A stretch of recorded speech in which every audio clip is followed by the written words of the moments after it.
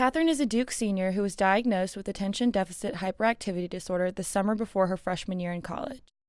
Yeah, I had a really tough time with schoolwork. I couldn't really finish it. I could never do it. I never had the motivation. So I tried to help by stopping being so distracted, and my psychiatrist recommended Adderall. The most common symptoms of ADHD are inattention, hyperactivity, and impulsivity. These symptoms make it tough to focus on schoolwork. Dr. Jeff Culley is a psychologist and associate director for clinical services at the Duke Center for Counseling and Psychological Services. He says Adderall can be a very successful method of treatment for those with ADHD if they take the medication as prescribed. But many college students who have a prescription for Adderall misuse the drug. I started using it recreationally, just focus on just life, and it started to not even become about schoolwork.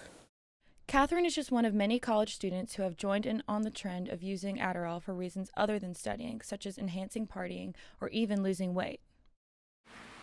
But just how damaging can Adderall abuse be? The FDA identified nearly 1,000 cases linked to psychosis from drugs such as Adderall. And studies at UCLA show that using amphetamine drugs such as Adderall lead to higher rates of aggression and suicide. Catherine's breaking point came when her addiction flared under the pressures of her course load at Duke. Because I was taking so much regularly, I had to take even more for the midterm that I thought I needed it for.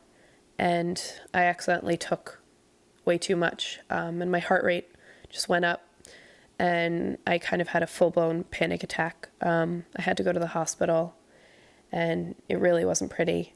It turned out I failed the exam, and I barely passed that course at Duke. When Catherine found herself in the hospital after an episode of Adderall abuse, she and her family realized it was time for her to get help. I mean, the fact that I had to take off 3 months from my life just to go to rehab can pretty much tell you that it's really just not a positive thing. After rehab, Catherine stopped taking Adderall. She shares her story in hopes of preventing other college students from abusing the drug and dealing with the same struggle.